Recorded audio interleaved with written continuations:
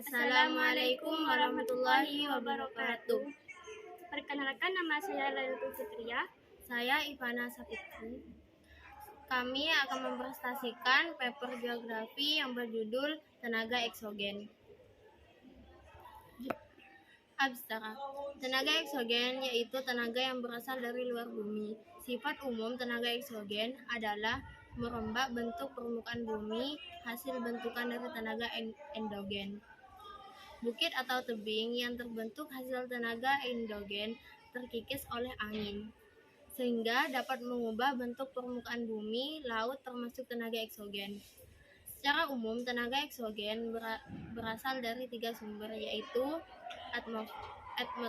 atmosfer, yaitu perubahan suhu dan angin, air, yaitu berubah seperti aliran air, siraman hujan, hempasan gelombang, laut, glasier, dan sebagainya. Makhluk hidup yaitu berupa jasad renik, tumbuhan-tumbuhan, hewan, dan manusia. Di permukaan laut, bahagian litosfer yang muncul akan mengalami penggerusan oleh tenaga eksogen, yaitu dengan penggenapan, pengikisan, dan pengangkutan, serta sedimentasi. Misalnya di permukaan laut muncul bukit hasil aktiviti plat tektonik atau olakan mantel. Mula-mula bukit dihancurkan melalui tenaga pelapukan.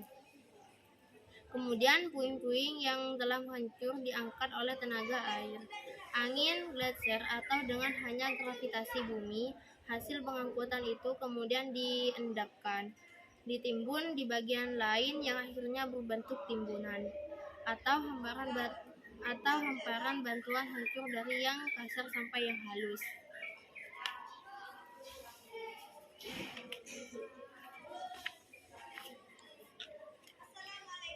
Bab 1 yaitu pendahuluan. Tenaga eksogen adalah energi yang berasal dari luar bumi, bersifat merombak dan mengubah bentuk muka bumi atau bentang lahan yang telah ada. Tenaga eksogen memengaruhi perombakan muka bumi melalui proses pelapukan, pengikisan, pengendapan, dan pergerakan batuan atau tanah. Dalam proses-proses ini dibantu dengan keberadaan unsur air, udara, dan es. Kedua, rumusan masalah. 1. Apa proses tenaga eksogen? 2. Apa dampak positif dan negatif tenaga eksogen? Yang ketiga, apa contoh tenaga eksogen? Tujuan. A. Penyusunan makalah ini bertujuan untuk mengetahui tentang tenaga eksogen dan apa saja yang termasuk ke dalam tenaga eksogen, serta mengapa peristiwa tersebut dapat terjadi. B. Mampu menjelaskan dan mendeskripsikan apa yang telah dipelajari dan dilihat mengenai tenaga eksogen. C. Mempermudah pemahaman. Yang keempat, manfaat. 1. Mengetahui proses tenaga eksogen. Yang kedua, mengetahui dampak-dampak tenaga eksogen. Yang ketiga, mengetahui contoh tenaga eksogen.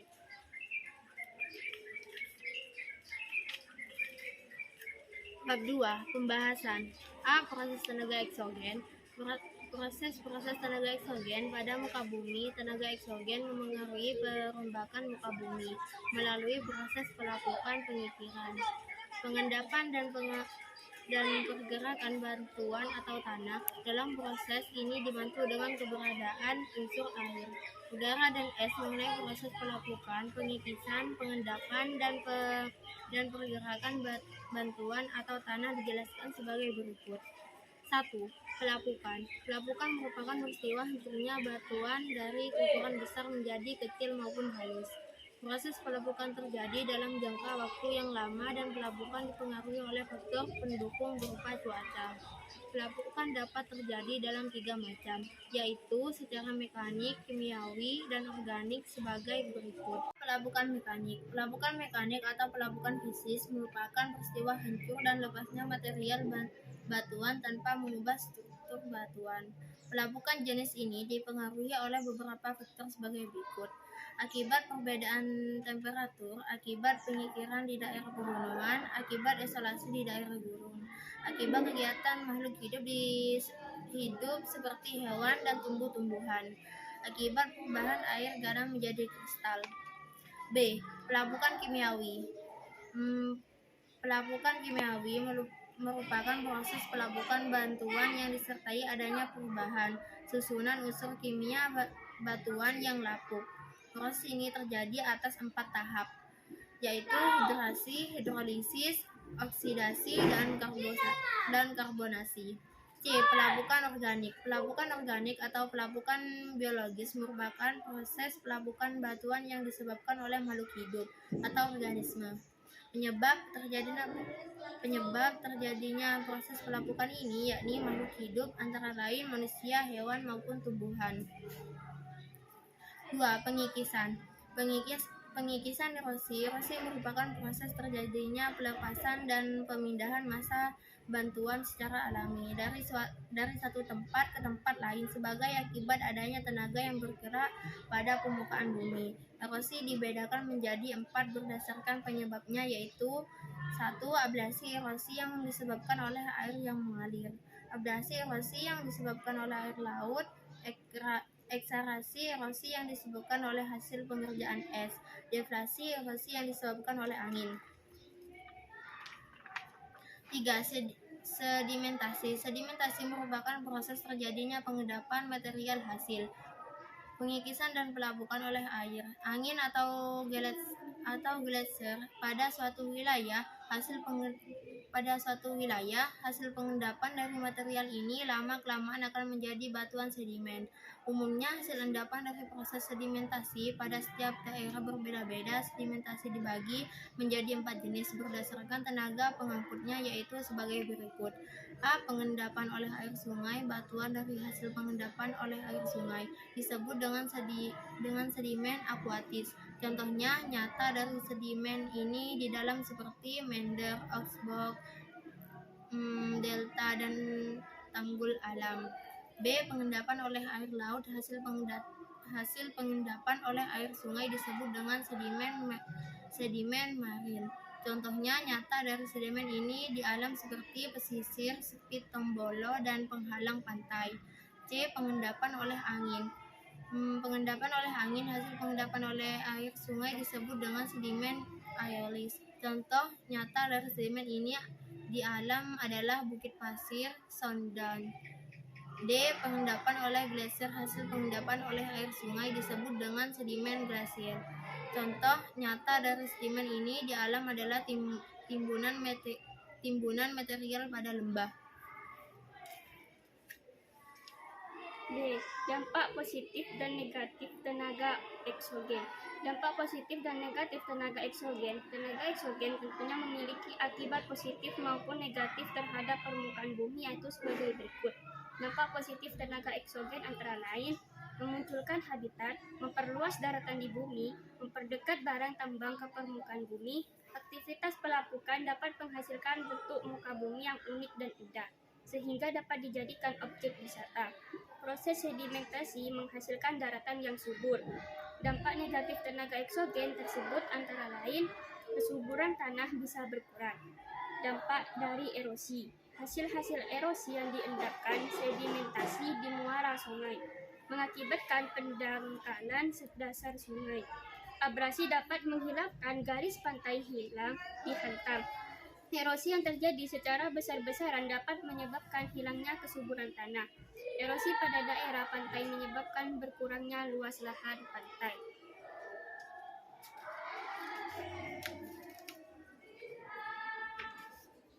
C. Contoh tenaga eksogen. Adapun contoh-contoh tenaga eksogen adalah sebagai berikut.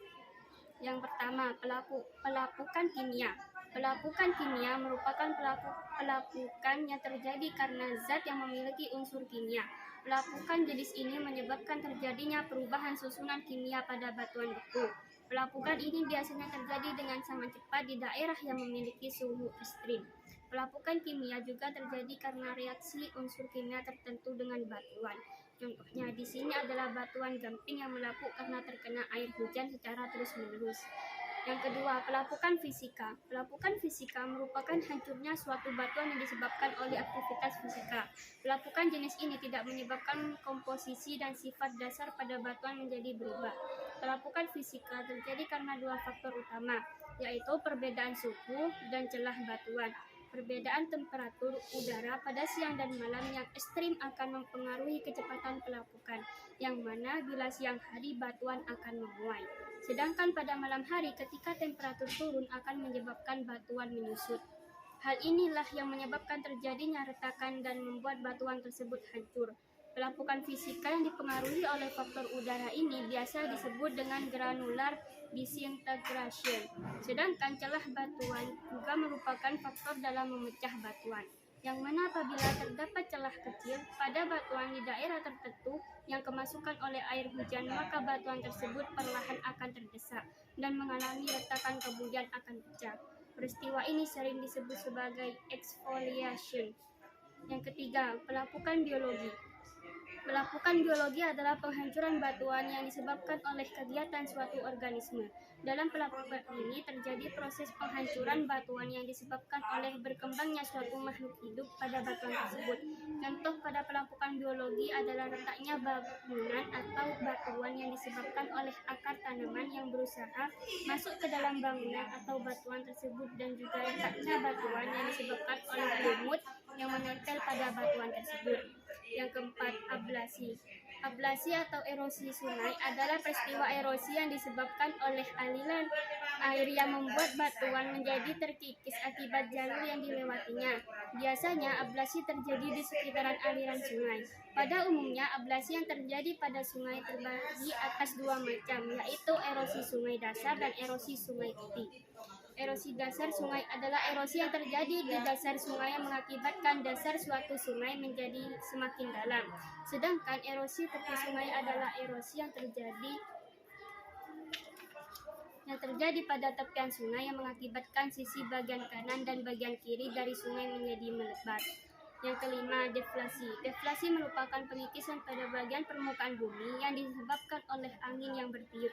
Contohnya di sini adalah angin laut yang berhembus dari laut ke daratan yang dapat mengikis batuan dan pasir yang ada di sekitar pantai, dan pengikisan yang dialami oleh batu jamur di daerah gurun pasir. Yang keenam, korosi. Korosi adalah proses erosi yang disebabkan oleh angin yang bertiup dengan membawa butiran pasir atau memindahkan butiran pasir. Korosi ini berbeda dengan deflasi. Jika deflasi merupakan pengikisan yang sebelumnya karena angin, maka korosi adalah pengikisan yang terjadi karena pasir yang dibawa oleh angin. Pada peristiwa korosi, angin yang menghembus akan membawa butir-butir pasir yang kemudian akan mengenai batuan yang dilewatinya, sehingga batuan yang dilewati tadi perlahan akan mengalami peristiwa pelapukan. Yang ketujuh, abrasi. Abrasi adalah pengikisan pada bagian tepi pantai yang disebabkan oleh pergerakan gelombang yang berasal dari air laut.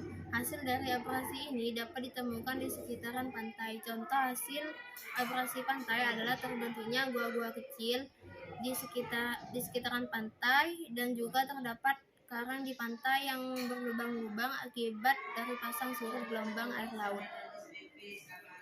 Yang kedelapan, ekserasi. Ekserasi adalah peristiwa erosi yang terjadi akibat es yang mengalami pencairan atau yang sering disebut sebagai gletser. Peristiwa ini biasanya dapat ditemukan di daerah gunung yang bersalju dan di kutub. Peristiwa ini terjadi karena adanya es atau salju yang mencair dan bergerak vertikal ke bawah melalui lembah pegunungan sehingga lembah yang dilewati tersebut mengalami pengikisan. Yang 9, sedimentasi. Sedimentasi akuatis adalah proses sedimentasi atau suatu material yang membawa oleh aliran air dari tempat terlalui aliran tersebut. Adapun hasil dari sedimentasi jenis ini adalah delta dan bantaran sungai. Delta merupakan daratan yang ada di dekat pantai yang terbentuk akibat pengendapan lumpur, pasir, dan batuan yang terbawa oleh air sungai yang mengalir. Sedangkan bantaran sungai adalah daratan yang merupakan delta yang terbentuk di tepian sungai. Yang 10, sedimentasi eolis. Sedimentasi eolis adalah proses sedimentasi suatu material yang terbawa oleh angin yang berhembus di tempat tertentu yang dilewati oleh hembusan angin. Adapun hasil dari sedimentasi Eloise adalah gumuk pasir di padang pasir. Pada sedimentasi ini terkadang terjadi badai di gurun pasir sehingga banyak gumuk pasir yang terbentuk akibat peristiwa tersebut. Yang ke-11, sedimentasi marin. Sedimentasi marin adalah proses sedimentasi material padat yang terbawa karena adanya air laut yang menggelombang. Adapun hasil dari sedimentasi marin diantaranya yaitu kumpulan karang yang berada di pantai. Adalah pasir yang mengendap dengan panjang tertentu di sekitar pantai. Tombola adalah suatu kumpulan endapan pasir yang berada di dekat pantai dan berdekatan dengan daratan serta karang yang bentuknya terputus-putus berlubang-lubang. Yang ke-12, mass wasting. Mass wasting adalah terangkutnya massa bantuan yang dibawa ke bawah menuruni tebing yang terjadi akibat gaya gravitasi. Tingkat kemiringan mass wasting didasarkan pada gaya gravitasi yang bergerak pada lereng yang telah melebihi batasnya dalam melawan beban. Biasanya mass wasting ini terjadi di daerah jalanan yang berdekatan dengan tebing curam yang sangat tinggi. Penutup. Yang ke-1, kesimpulan. Eksogen ialah tenaga yang berasal dari luar bumi, sifatnya merusak atau merombak permukaan bumi yang sudah terbentuk oleh tenaga endogen. Tenaga eksogen juga mengakibatkan bentuk-bentuk muka bumi. Tenaga eksogen dapat berasal dari tenaga air, angin, dan organisme yang menyebabkan terjadinya proses pelapukan, erosi, denudasi, dan sedimentasi. Contohnya seperti bukit Ata-Ebing yang terbentuk hasil tenaga eksogen terkikis oleh angin sehingga dapat mengubah bentuk permukaan bumi. Yang kedua, seharusnya kita sebagai calon pendidik haruslah banyak mengetahui tentang tenaga eksogen, penyebab terjadinya dan dampaknya bagi kehidupan manusia, agar sebagai mahasiswa kita mampu memberikan materi yang baik terhadap anak didik kita nantinya. Cukup sekian presentasi dari kami. Assalamualaikum warahmatullahi wabarakatuh.